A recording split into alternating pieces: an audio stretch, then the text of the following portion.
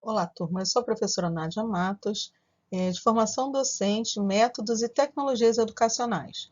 Hoje eu gostaria de falar com vocês sobre a unidade 4, né, onde nós vamos então desenvolver o tema novas tecnologias, né, os benefícios e os desafios, né, que nós encontramos na formação docente.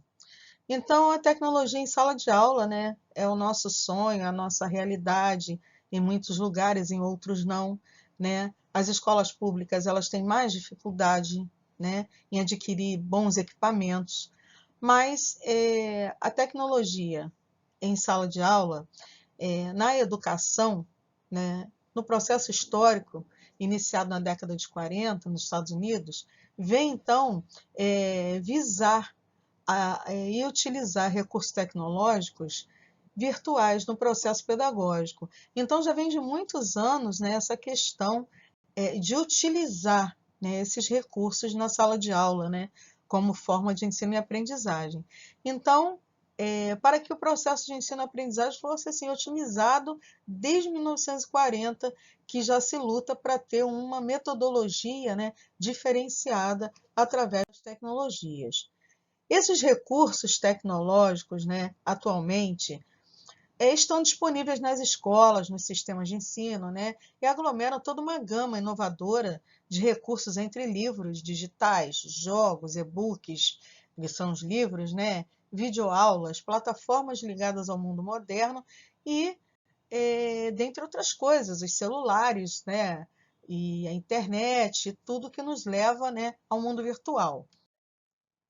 Então, essas vantagens, esses recursos, eles buscam criar maneiras motivadoras para a aprendizagem, reforçar conteúdos e, mesmo fora de sala de aula, a educação tecnológica tem as suas vantagens de oferecer possibilidade aos professores e alunos de ampliar, né, seus conhecimentos, seus repertórios e se conectar com pessoas, né, em diferentes lugares e motivar esse aprendizado de várias, né, de várias disciplinas, de várias coisas interdisciplinares, de vários assuntos. Hoje, o nosso aluno, se ele deseja conhecer um pouco de como construir uma maquete, ele olha na internet. E na hora que a gente fala no ensino à distância, por exemplo, com o ensino médio, a gente gera um pouco de medo. Eu digo para eles, pessoal, mas quando vocês querem aprender a fazer um artesanato, querem aprender a fazer diversas atividades aí, vocês vão buscar onde? Na internet. Isso não é uma forma de pesquisa? Isso não é um estudo? Então, assim, por que ter medo da educação à distância, né? Então, a internet serve para tudo, para estudar também, né? Então, o trabalho pedagógico, ele visa, né, contar com um acesso mais fácil, né, como tablet, smartphone, internet, para facilitar esse trabalho docente na utilização do repasse do conteúdo, né? Então, as metodologias ativas, elas estão dentro dessas perspectivas, né, de potencialidade que os professores ficam tentando ajustar ao fazer pedagógico, né? As dificuldades. Bem, aqui por outro lado, as limitações do uso da tecnologia, né, estão relacionadas à falta de acesso justamente à internet e aos bons equipamentos.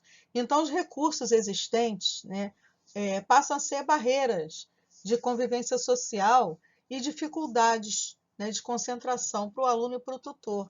Essas dificuldades podem ser desenvolvidas com a combinação de regras entre os envolvidos na relação, através de um equilíbrio, pois os recursos tecnológicos eles visam otimizar e dar possibilidade, né, a novas aprendizagens. Só que muitas vezes, né, dentro da sala de aula, enquanto a gente está estudando, enquanto a gente está trabalhando, nós estamos usando indevidamente esses recursos, tipo o celular, né? Então, o celular ele sempre foi um inimigo nosso, já falei isso. Na sala de aula hoje é o nosso aliado o celular. Então, a gente precisa aprender a saber utilizar na hora certa, que o nosso aluno ele consiga entender que há momentos para usar o celular e há momentos que não são, né, apropriados para esse uso.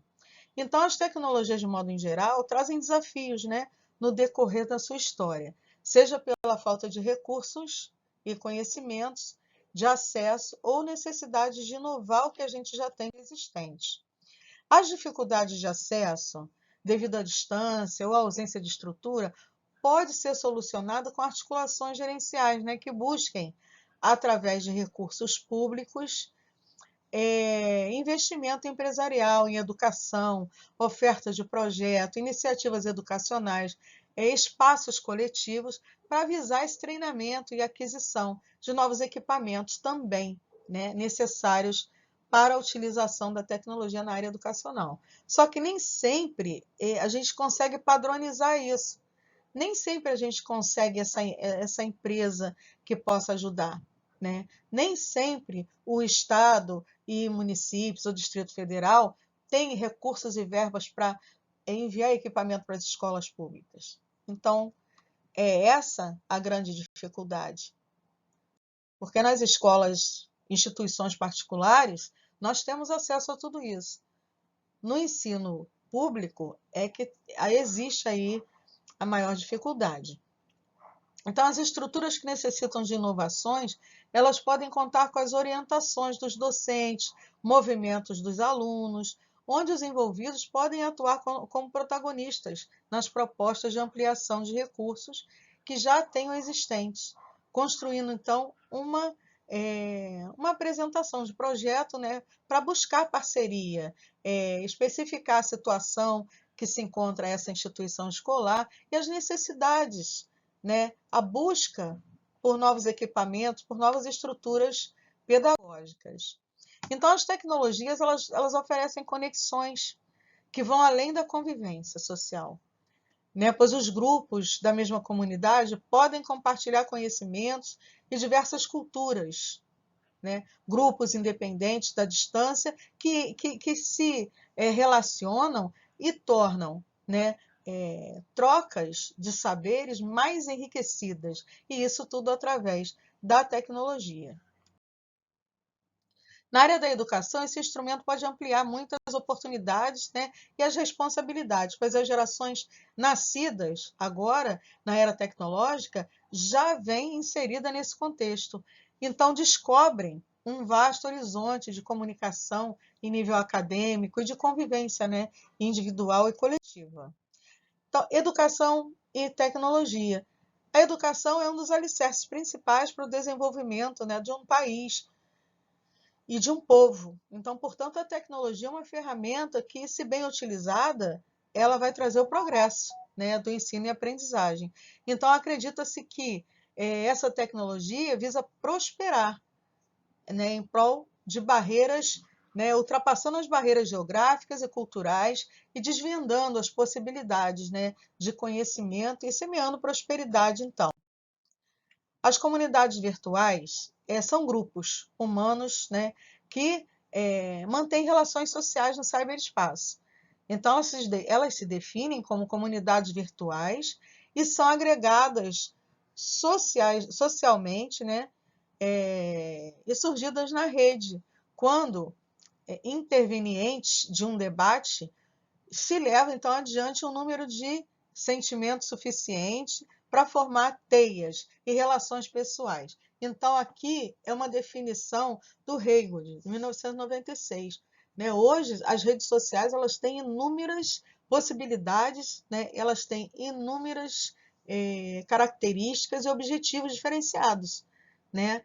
Tanto que não é só um relacionamento, tanto que não é só sentimentos, né, para uma teia de relações pessoais. Existe muito também do merchandising, né?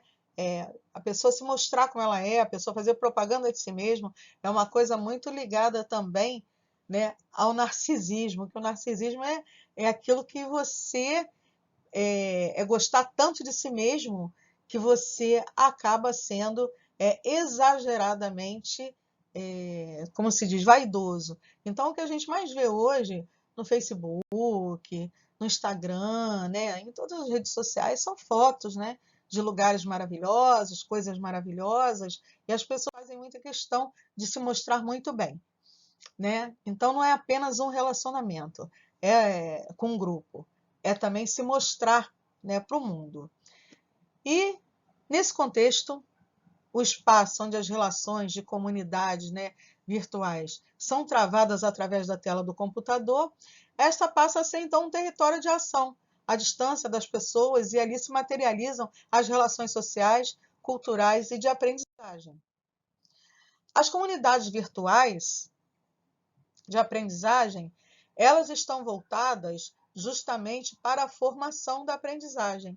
E elas são criadas a partir de objetivos definidos, principalmente para desenvolver habilidades e competências de formação geral ou profissional em determinado grupo. E assim oferecendo, né, informação e comunicação a seus integrantes para que se travem aí as relações, né, com objetivos comuns de aprender.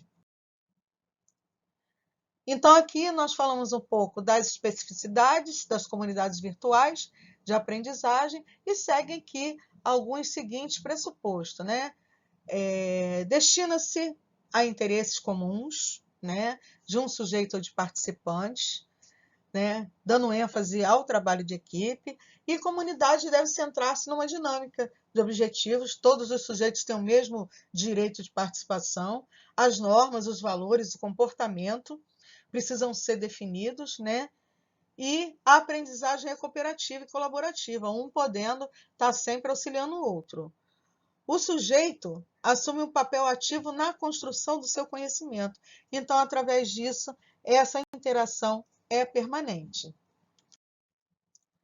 Ensinar com a internet é um desafio dos professores, porque nem todos estão tão bem preparados e precisam, então, aprender esse relacionamento, né, com as tecnologias, tornar os seus alunos mais curiosos, né, descobrirem as novidades e ensinar com a internet, né, para poder também esses professores poderem proporcionar aos seus alunos metodologias ativas, né, de participação interpessoal, grupal e efetivas. Então, a internet será uma tecnologia, na verdade, que reforçará o ensino tradicional e vai trazer, então, justamente o complemento necessário para que as nossas aulas sejam mais dinâmicas. Ok? Então, eu espero ter ajudado e, mais uma vez, fiquem com Deus. É um prazer estar com vocês, tá bom? Até a próxima.